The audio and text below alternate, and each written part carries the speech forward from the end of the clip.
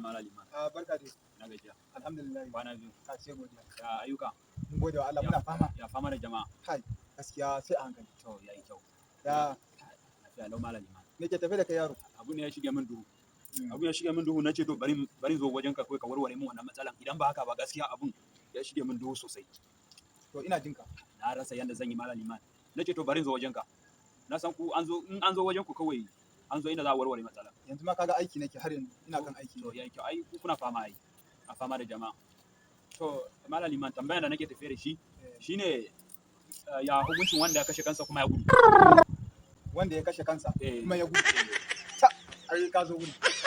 Akwai ko amsa. Za a baka amsa yaro. Na'am mala liman. Wanda ya kashe kansa kuma ya gudu. Yaro za a baka amsa. Ka zo wurin. To mala liman. Wato gaskiya ne. Yaro kayo tambaya mai karfi. Sai an shirya. To mala liman. Wato in mutum ya kashe kansa Na'am. kuma ya gudu. To a kai shi kotu. Eh.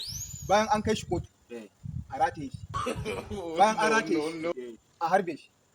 Bayan an harbe shi Eh. a dawar da shi gida in Allah ya yarda ya daina kashe kansa. Ba kai ma dan rainin wayo ne ba. Dan rainin wayo ne.